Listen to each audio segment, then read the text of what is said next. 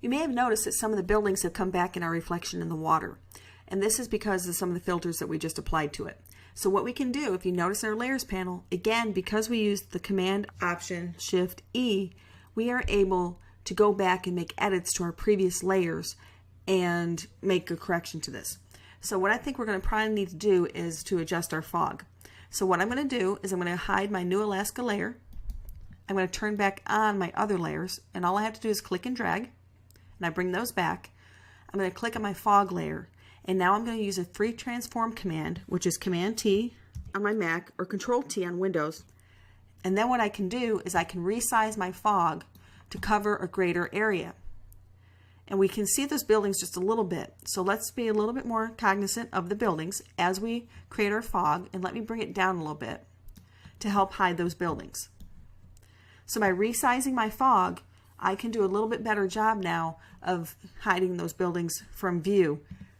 So I'm going to adjust this a little bit more, maybe bring it down where it's more solid white. And again, what you're working on may vary from what I'm doing, because when you made your fog, you may have made yours a little more narrow than mine. Okay, I'm going to try this. We can barely see the building, and it really just looks like it's a reflection in the water. It doesn't necessarily look like that building that we had before. So now let's look at our New Alaska, where we saw the building here on the right hand side where my pointer is, and we can also see the building on the left hand side. But if we hide New Alaska, we can see now that we've done a much better job hiding those buildings. So now again, I'm going to do Command Option Shift E. If you're on Windows, that would be Control Shift Alt E. And I'm going to hide my bottom layers. So now I have a New Alaska. And what we're going to do is I'm going to right click on New Alaska, and I'm going to choose Copy Layer Style. And then I'm going to paste, right click and paste layer style on layer 1. So now I've brought over that cover overlay that I created earlier. It brought it exactly the same, so I didn't have to figure out those settings again. But now again, paying a little bit more attention to the reflections in my water, what I can do now is go into my cover overlay. I'm going to double click on it to open up my layer style dialog box. And I'm going to move this off to the side so that I can see my buildings. I may have to move it back and forth so I can see the right side as well. And first, let's try changing the color that we've selected in our blend mode. So remember, if I click on the color picker box and call up the color picker dialog box, I still have the blend mode color burn applied to it, but now as I click and drag inside my color picker box, I can see what changes are going to occur using that same blend mode with the new color before I close my color picker. Okay, so I'm adjusting this to see if I can make any improvements on hiding that building. So that's my goal, because remember over here I can see a little bit of reflection of the building. So I'm not seeing much improvement there, but I am seeing some nicer colors that I like. So I'm going to go with more of those purple mountains here. So I've got on my hex number there at the bottom part of the window, I've got C9608F. I'm going to click OK. I'm going to pull this off to the other side and see how this area is doing with my building. Now I'm going to try a different blend mode. Let me go ahead and try overlay and see what that does. Now that looks kind of washed out, but again, let me move this layer style dialog box. It's doing a better job of hiding those buildings.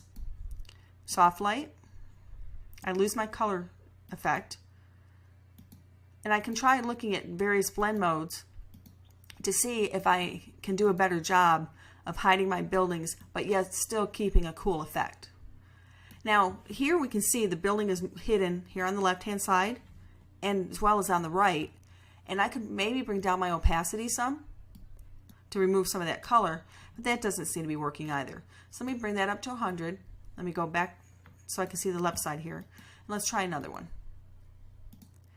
So we're going to go through our color modes. That actually looks kind of cool, but I can see a little bit of the reflection there at the water line. And I'm going to see if I can't find a better blend mode to work with my reflection in my water and actually hide those buildings a little bit better than I did earlier. So let me scroll back up. If I bring down my opacity at this point, I can't really see what effect I'm getting very clearly. So how would I remedy that? I could click OK, and then below my layer 1 layer and above my fog layer, I can create a new layer and just fill that with a background. Probably white, which would be standard if I was going to print this on paper. So I've got my white fill for my foreground. I'm doing edit fill, and I can just use foreground color, or again, if white's not my selection of my foreground color, I could go to the bottom and choose white. So let's see what having a white background does. And I'm going to go back to my color overlay. I'm going to double click up here. And I'm just moving this off to the side so I can see more. And if I bring my opacity down, you can see we still get the color to it, but it's doing a much better job of hiding those buildings in the reflection of my water. Now let's look on the right hand side. Much, much better. Okay, I'm going to click OK. And now if I go back up to filter, filter gallery, the last settings that I applied, which were my texturizer, my crosshatch, are still there. Let me resize this to fit in my view, and we can see what kind of impact this is having in regards to any of the buildings bleeding through. And here we can see just a tad here on the right and just a smidgen on the left. I'm going to click OK, and our color overlay did a good job of hiding it. So again, because I copied all my layers into a new layer, instead of using my panel menu and choosing merge visible, which flattens my entire image and puts it all into one layer, I can't go back and edit. This way, because I pressed Command Option Shift E on the Mac and Control Alt Shift E on Windows and created a new layer on top with all the information on the previous layers, I was able to go back and work on those layers and combine them again as needed. So here's my old New Alaska that I created earlier, where we can still see a little bit of the buildings, and then here's my new Alaska. And again, I could go back into my effects and I could make some other changes to that, or I could make additional changes in my filter gallery if I want to improve my effect. But that's a way that we can go back and make corrections later, because when we first looked at it, everything looked fine. But once we started to apply additional effects and applying filters, then we started to have some problems with our overlays. So that's a way that we can go back and make edits later, because we took the route of making a new layer, combining all of our layers instead of flattening our image.